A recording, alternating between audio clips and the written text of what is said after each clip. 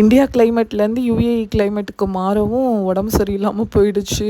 செம்ம சூடு, stomach pain அப்படி இப்படின்ட்டு படாத பாடு படுத்திருச்சுங்க. அதோட 2 நாள் கண்டினியூஸாக எள்ளு தண்ணி ஃபுல்லாக குடிச்சிட்டே இருக்கவும் தான் இப்போ உடம்பு கொஞ்சம் பரவாயில்ல, தேவலாமல் இருக்குது. உடம்பு சரியில்லாத போது தான் கிச்சன் க்ளீன் பண்ணணும், ரூமை க்ளீன் பண்ணணும், அப்படி இப்படின்னு எல்லா வேலையும் நம்மளுக்கு செய்ய தோணும்.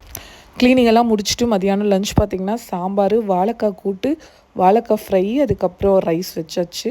சிம்பிளாக தான் லஞ்ச் பண்ணியிருந்தேன். லூலுக்கு ஷாப்பிங் போயிருந்தப்போ தேங்காய் போட்டிருந்தாங்க, 1 கிராம்ஸ் 2 கிராம்ஸ் அப்படின்ட்டு. அப்படி இந்த மாதிரி கம்மியாக போடும்போது நான் என்ன பண்ணுவேன், பல்காக ஒரு 5 தேங்காய் 4 தேங்காய்னு வாங்கிட்டு வந்து கட் பண்ணி துருவி ஃப்ரீசரில் ஸ்டோர் பண்ணி வச்சுருவேன். ஏன்னா எப்போயாச்சும் தான் இந்த போடுவாங்க. அதுக்கப்புறம் 3 கிராம்ஸ் 4 கிராம்ஸ்ன்னு தேங்காவை மாற்றிடுவாங்க. சாயங்காலம் ஒரு குட்டி வாக்கிங் போயிட்டு அப்படியே லூலுக்கு ஒரு குட்டி ஷாப்பிங் போயிருந்தேன். அப்போது ஒரு ஆச்சரியம் பார்த்திங்கன்னா, ரெடிமேட் சாம்பார் வந்திருக்குங்க. இது ஆல்ரெடி வந்துருச்சா என்னன்னு தெரியல, இப்போ தான் என் கண்ணில் மாட்டுச்சு. ஆல்ரெடி ரெடிமேட் இட்லி தான் இருந்துச்சு.